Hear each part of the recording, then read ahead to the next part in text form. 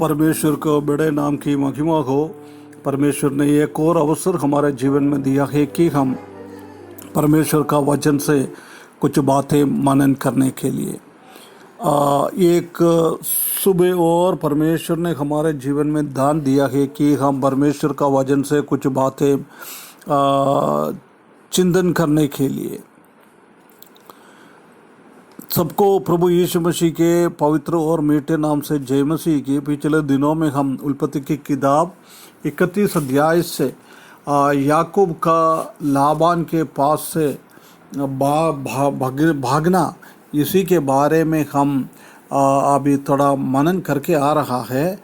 उसी का 16वां पद तक हमने पिछले दिनों में याद किया है। आज हम आगे 17, 18, 19 पद से कुछ बातें आज प्रभु हमसे क्या कहना चाहता है वो हम थोड़ा मनन करें। 17वां पद में लिखा है, तब याकूब ने अपने बच्चों और स्त्रियों को ऊंटों पर चढ़ाया। देख इधर उसने प्रभु ने उनसे याद दिलाया, बेथेल के अनुभव को याद करो, बेथेल की ओर जाओ, कनान की ओर जाओ। जब उसने क्या किया है, अपना स्त्रियों को, अपना पत्नियों को और बच्चों को उसने तैयारी कर दिया है। सबको ऊंटों पर चढ़ाया है, जाने के लिए तैयारी किया है। उन लोगों ने एग्री किया है। प्रिय भाइयों बहनों, हमारे जीवन में भी प्रभु ने कुछ बोलेगा तो वो अपन को सुनना है। सिर्फ आदमी अकेले नहीं, पत्नी बच्चों के साथ सबको उसी को मानना बहुत जरूरी है। इधर वही हम देख सकता है कि याकूब उसका परिवार के साथ परमेश्वर की बातों को माना है। सब लोग जाने के लिए तैयारी किया है। 18वें पद में लिखा है, और जितने पशुओं को वह पद्दनराम में इकट्ठा करके धनाढ़ हो गया था, सबको कनान में अपने पिता इसहाक के पास जाने के विचार से साथ ले गया। सिर्फ मनुष्य नहीं, उसने क्या किया, पद्दनराम से परमेश्वर ने उसको दिया है, नहीं तो उसने कमाया है। वो हर एक चीज़ को वो लेकर चलने लग गया है। देख कितना एक अच्छा, एक कॉन्फिडेंस के साथ, एक धैर्य के साथ, एक आज्ञाकारिता के साथ वो आगे चल रहा है। प्रिय भाइयों बहनों, हम भी ऐसी प्रभु कुछ बात हमसे बताता है, वो करने के लिए कितना आज्ञाकारिता हम दिखाता है, कितना धैर्य हम दिखाता है। ये याकूब के जीवन में और उनका परिवार में वो धैर्य हम अच्छी तरफ से देख सकता है। प्रिय भाइयों बहनों, हमारे जीवन में भी ऐसी एक अवस्था, हम इस दुनिया में रहने वाला है नहीं है, पद्दनराम में हम रहने वाला नहीं है। हमारा देश है स्वर्गीय कनान देश। वो कनान देश की ओर हमको जाना है। याकूब को कैसे परमेश्वर ने बुलाया है, ऐसी एक दिन प्रभु ने हमको भी बुलाएगा। तुम लोग इस दुनिया छोड़कर, ये पद्दनराम छोड़कर कनान की ओर, स्वर्गीय कनान की ओर आ जाओ। उसी टाइम हम प्रभु के साथ पहुंचने के टाइम कितना लोग धैर्य के साथ खड़ा हो सकता है।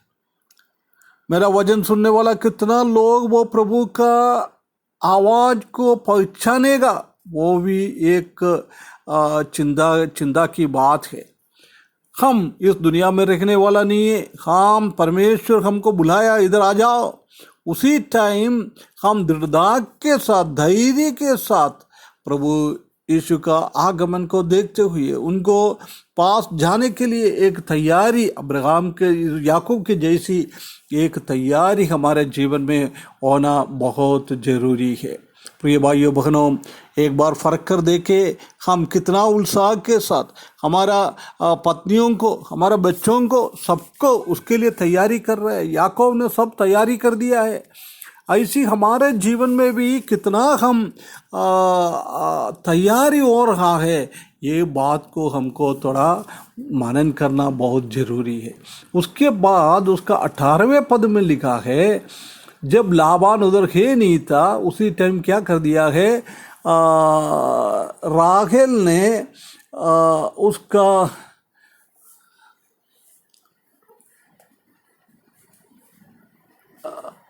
19 पद में, लाबान अपने भेड़ों का ऊन खतरने के लिए चले गया था और राहेल अपना पिता के गृह देवताओं को चुरा ले गई। गृह देवताओं को चुरा ले गया, एक मूर्ति का अनुभव। इधर हम देख सकता है कि पिछले कई सालों से 20 साल से ये लाबान परमेश्वर के बारे में सुन रहा है, परमेश्वर का काम को देख रहा है। वो खुद ही बोल रहा है, याकूब जब से आया परमेश्वर का अनुग्रह उसी के परिवार के ऊपर था। ये सब अच्छी तरह से समझने के बाद भी उसने क्या किया है, अपना वो गृह देवताओं को उसने बाहर ना करा। उसी ने परमेश्वर की कामों के साथ साथ वो गृह देवताओं को भी अपने घर पे रखा है। हम देख सकता है कि आजकल हमारे बीच में भी कई लोग परमेश्वर को भी और मामोन को भी एक साथ आराधना करता है, एक साथ वो देखता है। कई विश्वासी लोगों के बीच में देवताओं की जैसी मूर्ति है। क्या है ये मूर्ति? परमेश्वर से भी बढ़कर कोई भी चीज़ को बड़ा अनुभव देता है, वो सब एक व्यक्ति का जीवन का मूर्ति है। प्रिय भाइयों बहनों, एक बार हम परख कर देखें हमारे जीवन में ऐसा कितना मूर्ति है, कितना गृह देवता है। हम परमेश्वर से भी बढ़कर हम किस चीज़ को, अपना पत्नी को प्रेम कर रहे क्या, अपना पति को प्रेम कर रहे क्या, अपना बच्चों को प्रेम कर रहे क्या, अपना धन को प्रेम कर रहे क्या, अपने गाड़ी घोड़े को प्रेम कर रहे क्या, अपना मकान को प्रेम कर रहे क्या?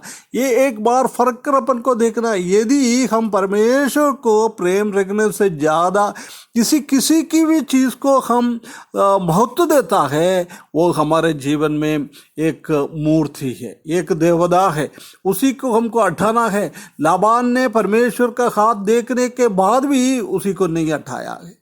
उसी के बारे में एक और बार हम उल्टा भी हम सोच सकता है। हो सकता है याकूब इधर रह रहा है, उसने भी लाबान के घर में ये देवी देवताओं को देखा होगा, परंतु हो सकता है याकूब ने उसको सच्चाई को उनको समझाया नहीं होगा। परमेश्वर मूर्ति पूजक नहीं है, उसी को ऐसी परमेश्वर का सच्चाई को हो सकता है लाबान ने बताया नहीं होगा, इसलिए उसने वो देवताओं को अपने घर पे रखा होगा।